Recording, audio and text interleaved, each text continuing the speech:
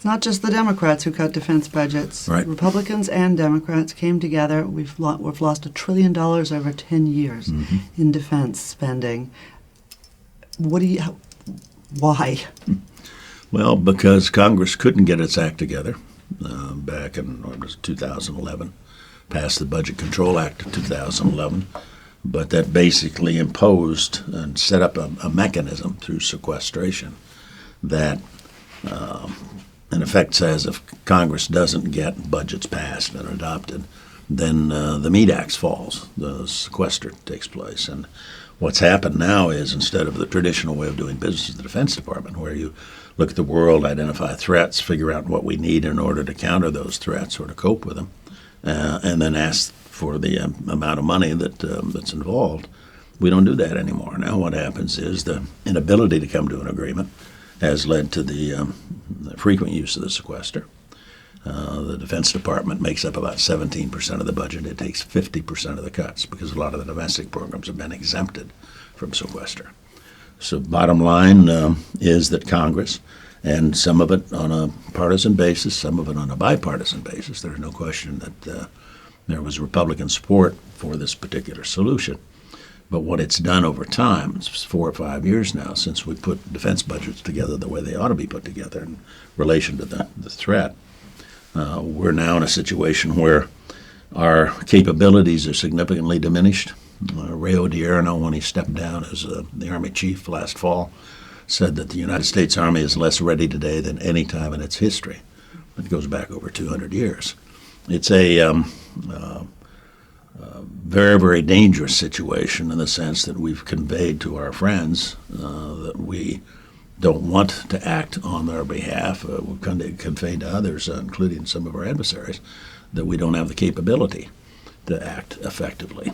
We've changed, if you look at the strategic concept that always drove our planning in the past, while I was there, of course that was a long time ago, but that we believed we needed to have the capacity to fight 2 wars simultaneously and enough left over to deal with other things on the side.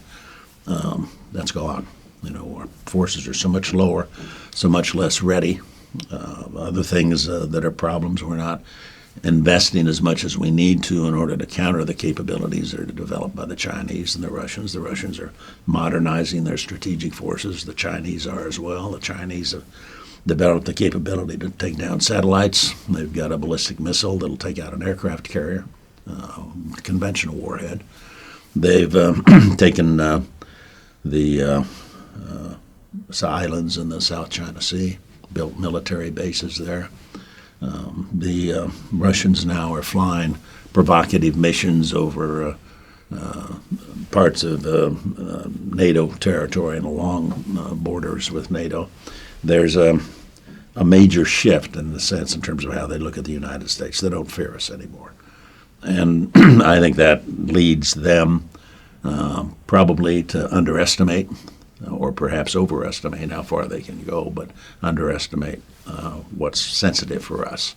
The world was very safe and stable when the U.S. was the principal power, when we had the military capability to deal with any contingency, and we were prepared to use it when we felt the need.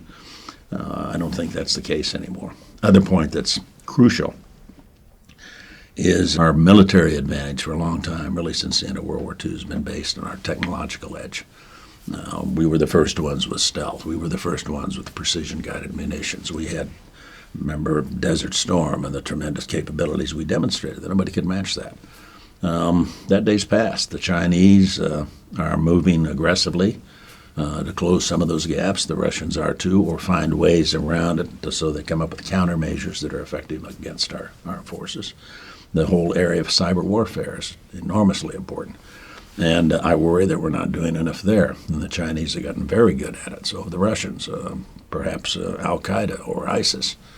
And that capacity to hack into our system, demonstrated it by taking the personnel records of those of us who worked for the federal government. It's not personal, but they've done it. And when you think about the vulnerability of our system, our reliance on technology, the extent to which they could hack into our power grid or other key elements of our infrastructure is very real.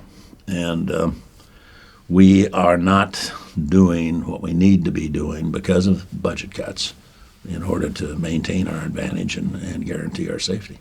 You just, in 30 seconds, laid out an enormously compelling case that the United States needs to show leadership, that the United States needs to reinvest, not for offense, but for deterrence. What's happened to Congress? What's happened in the Republican Party? Well, they've. I don't want to blame everybody in the Republican Party, obviously. A lot of it is you haven't had any presidential leadership in this area. He's been going the other way. He loves the sequester, but frees up resources that he can use for his domestic programs. And I say a lot of the domestic programs have been exempted from the sequester. The whole process of putting together budgets has broken down. And I think one of the keys for us has to be, and I've argued this with my friends periodically. They ask me to come up and chat on different matters, which I'm always happy to do. But we have to recognize that our number one priority as a nation, as a government, has to be defense. That's more important than anything else. If you can build nice highways, that's fine. You've got infrastructure you've got to worry about. We've got a lot of things the government does that we want to have done. But nothing's more important than the safety and security of the American people. And right now, that's being shortchanged.